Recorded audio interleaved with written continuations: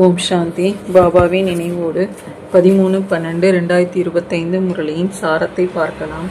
பாபா கேள்வி கேட்குறாங்க, கர்மேந்திரியங்களின் சஞ்சன நிலை எப்பொழுது முடிவடையும் என்று. பதில்: எப்பொழுது உங்களது மனநிலை வெள்ளி யுகம் வரை செல்லுகின்றதோ, அதாவது எப்பொழுது ஆத்மாவானது திரேதாவின் சதோ நிலை வரை செல்லுகின்றதோ, அப்பொழுது கர்மேந்திரியங்களின் சஞ்சல நிலை முடிவடைந்துவிடும். இப்பொழுது இது உங்களுக்கு திரும்பிச் செல்லும் பயணம் ஆகும். ஆகையினால் கர்மேந்திரியங்களை தன் வசத்தில் வைத்திருக்க வேண்டும். ஆத்மா பதீதமாகும் அளவிற்கு எந்த ஒரு செயலையும் மறைத்து செய்யக்கூடாது. அழிவற்ற மருத்துவர் உங்களுக்கு என்ன பத்தியம் கூறுகின்றாரோ அதன்படி நடந்து கொண்டு இருக்க வேண்டும்னு பாபா சொல்லியிருக்காங்க. நெக்ஸ்ட்டு, எது அனைத்தும் தவறானது என்று பாபா கூறியிருப்பது என்ன? பாபா சொல்கிறாங்க, உங்களிடம் விராட ரூப சித்திரம் முற்றிலும் சரியாக உருவாக்கப்பட்டிருக்கின்றது. இதன் மூலம் புரிய வைக்கப்படுகின்றது. மற்றபடி இவ்வளவு கைகள் உடைய சித்திரங்களை உருவாக்கி இருப்பது மற்றும் தேவிகளிடம் ஆயுதங்களை காண்பித்திருப்பது போன்ற அனைத்தும் தவறாகும். இவைகள் பக்தி மார்க்கத்தின் சித்திரங்கள் ஆகும்னு பாபா சொல்லியிருக்காங்க. நெக்ஸ்ட்டு, பாபா தனக்கு யார் தேவை என கூறியிருக்கின்றார். பதில்: தந்தை குழந்தைங்களாகி உங்களுக்கு எவ்வளவு புரிய வைக்கின்றாரோ அதே போன்று நீங்களும் மற்றவர்களுக்கு புரிய வைக்கணுங்கிறாங்க பாபா. சிவபாபா அனைவரிடத்திலும் செல்ல மாட்டார். தந்தைக்கு அவசியம் உதவியாளர்கள் தேவை. ஆகையினால் உங்களுடையது ஈஸ்வரிய இயக்கமாகும். நீங்கள் அனைவரையும் ஈஸ்வரனுடையவர்களாக ஆக்குகின்றீர்கள். அவர் ஆத்மாக்களாகிய நமது எல்லையற்ற தந்தை ஆவார் என புரிய வைக்கின்றீர்கள்னு பாபா சொல்லியிருக்காங்க. நெக்ஸ்ட்டு, மற்ற தர்மத்தினர்கள் எதை உருவாக்க தேவையில்லை, நாம் எதை உருவாக்க வேண்டும் என்று பாபா கூறும் விளக்கம் என்ன? பாபா சொல்றாங்க, நமது தர்மம் எப்போது ஆரம்பமானது, இந்த கணக்கின்படி நாம் சொர்க்கத்திற்கு செல்ல முடியுமா என்பதை மரத்தின் மூலம் அனைத்து தர்மத்தினரும் புரிந்து கொள்ள முடியும். யார் பின்னால் வருகின்றார்களோ அவர்கள் சொர்க்கத்திற்கு செல்ல முடியாது. மற்றபடி சாந்தி தாமத்திற்கு செல்ல முடியும். மரத்தின் மூலம் மிக தெளிவாகின்றது. எந்த தர்மத்தினர்கள் பின்னால் வருவார்களோ அவர்களது ஆத்மாக்கள் அவசியம் மேலே சென்று அமர்ந்துவிடும்.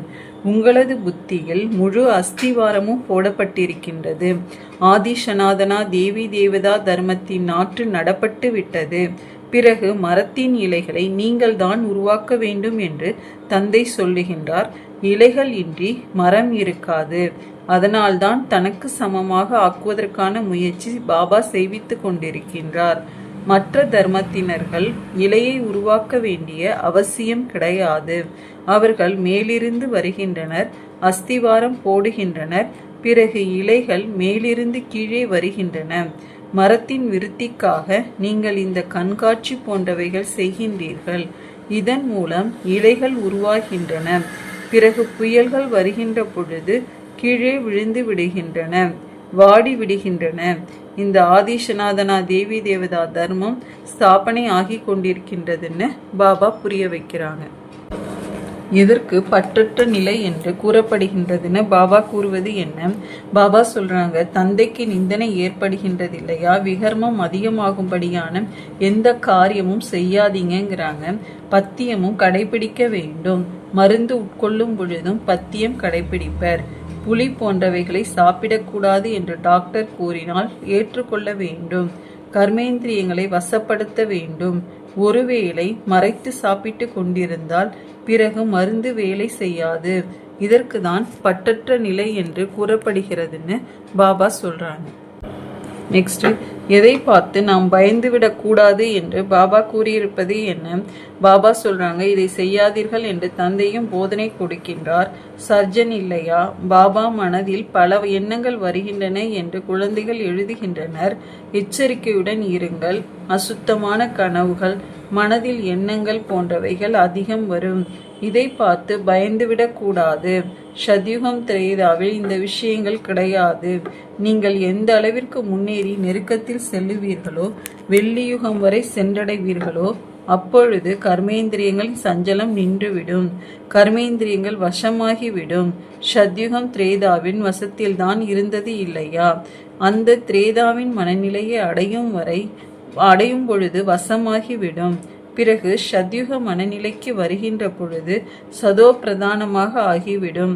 கர்மேந்திரியங்கள் முழுமையாக வசமாகிவிடும்னு பாபா சொல்றாங்க.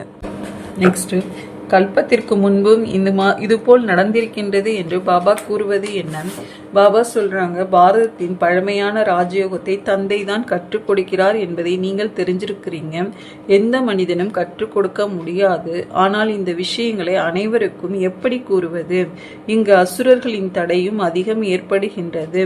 குப்பைகள் போடுவார்கள் என்று முன்பு புரிந்திருந்தோம். ஆனால் எப்படி தடைகளை உருவாக்குகின்றனர் என்பதை இப்பொழுது புரிந்து கொண்டீர்கள். எதுவும் புதிது அல்ல.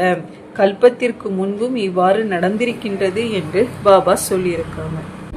நெக்ஸ்ட், எது கலப்படமற்ற யோகா என்று கூறப்படுகிறதுன்னு பாபா சொல்லுவது என்ன? பாபா சொல்றாங்க, ஒரு கண்ணில் முக்தி தாமம், மறு கண்ணில் ஜீவன் முக்தி தாமம்.